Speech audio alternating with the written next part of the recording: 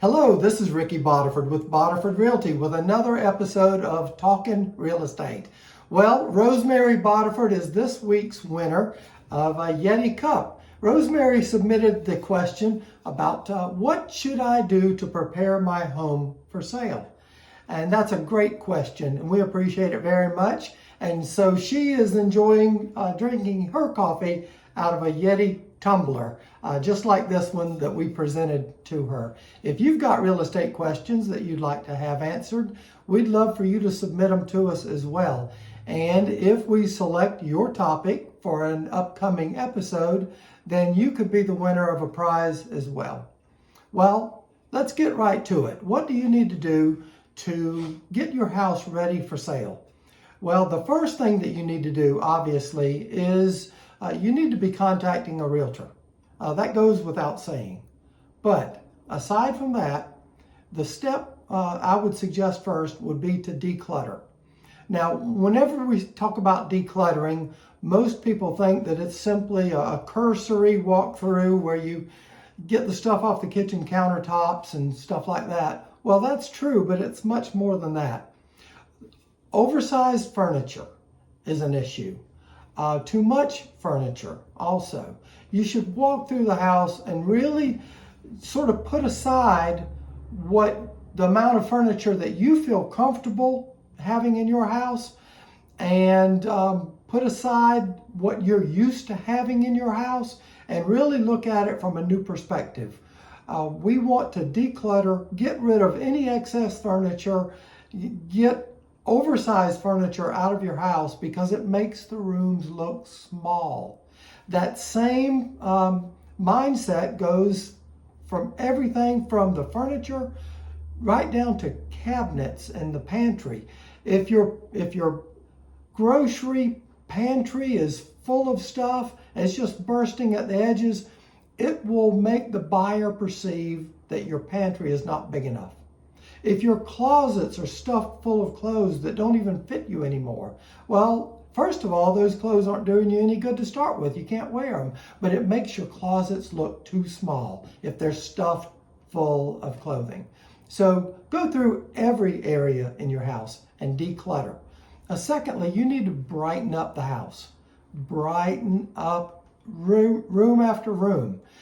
Nobody wants to live in a dark, dreary house. We want you to consider replacing every blown bulb for sure. But further than that, you might want to consider actually changing the brightness of the bulbs. If you've got 40-watt bulbs in there, you might want to go up to 75 watts or something like that. It's also a great idea to consider putting LED lighting. You can increase the amount of light in a room without making your electric bill go up. Brighten up the house. Number 3, catch up on all of those household repairs. You know the ones, you've been putting them off. You know that there's something broken in that house and you've just been putting it off. Well, you don't want the buyer to get distracted. When the buyer walks into a room, if there's something in there that needs to be fixed, that item becomes the focal point and they miss the great space that they're in while focusing on the blemish. Make the repairs. Number 4, painting. If there are smudges on the walls, certainly if there's any damage to the wall, you need to paint. But if there's just dreary smudges on the wall, you need to repaint. If it's not clean and crisp, then you need to be repainting the walls, interior.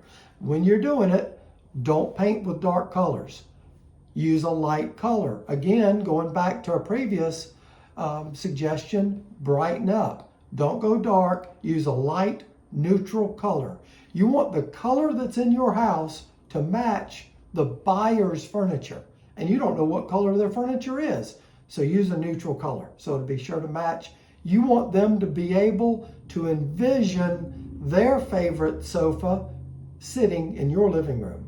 Okay? Also, you want to remove odors. Now, I know that we all love our pets. I'm a dog person myself, and I get it. Our pets are often just another member of our household. You need to be aware, though, that if you have pets, that a smelly litter box could cost you tens of thousands of dollars. That pet odor is a big no-no. Some buyers are allergic to pets, and so any whiff of a pet in the house sends them right out the front door. Okay, so make sure that you can't smell your pet in the house. If you're a smoker, sorry to say it, but your house probably smells like smoke. You say you go outside, all your smoking is outside. Well, I'm sorry to tell you, but your clothes probably smell like smoke. Do all that you can to make sure your house smells smoke-free. And that can be a challenge. If you're a smoker and the smoke smell is in the carpet, in the walls, then you might want to reconsider, consider repainting the entire house. You got to get that smoke smell out of your house. Cleaning up. We're talking about a deep clean, not just hitting the high spots. I'm talking about detailed cleaning, deep cleaning. If you were selling a car, you would want to try to make it look like new to get top dollar, right? Well, it's the same for a house. Make it look new. Not any dust in the corners. I'm talking white glove clean. Clean it. Remove any of your favorite items. We hear this all the time. Someone wants to put their house on the market, but there's a particular item in that house that they do not want to convey to the new buyer. Grandmother's chandelier, for instance, oh, I could never part with that. I'm going to be taking it with me. Well, take it down before your house goes on the market. Because sure as the world, that's going to be the one item in that house that the buyer falls in love with and then tries to negotiate and work out terms to get that one item that you don't want to part with. So go ahead and remove it. Remove it before the house goes on the market. Also, replacing carpet. It should go without saying, but the fact is, if you've got any worn carpet, any stained carpet, it needs to go. Replace it. Now, don't fall into the trap of, well, the buyer is going to want to pick out their own carpet, their own flooring. Well, they will, but they'll also hold it against you if it's worn or stained when they get there. So be sure to replace that carpet. You're going to want to make a good first impression, and you only get one shot at this. You can never go back and make a first impression on the second visit. You need to manicure the lawn, not just cut the grass. Do the trimming, do the edging, the shrubs, the flower beds, pressure wash the outside of the house. You want the best curb appeal you can possibly have on the outside of that house. If you're selling in the wintertime and there's no color, you might want to consider actually buying some plants. You could go to your Lowe's or Home Depot or something like that and actually get some plants that have some color to them in the winter and put them out in the front of the house. Make your house look as presentable as possible from the curb. And finally, I would say this. Every house has certain little something that you can do to make it look its best. The topics that I've covered today are just the general overall topics, but your particular house may have that one thing that you need to do to make it look its best. The best way to get to find out what that is, the best way is to get a new set of eyes on it and a trained set of eyes.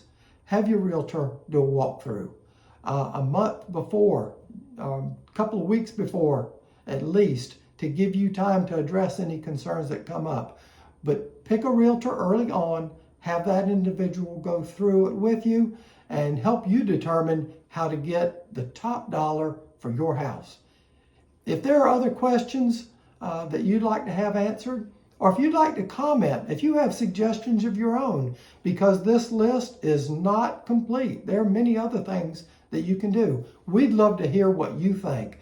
Put your suggestion down below in a comment. We'd love to hear from you. Feel free to call us anytime because we're always talking real estate here at Botiford Realty. The number here is 912-459-2555.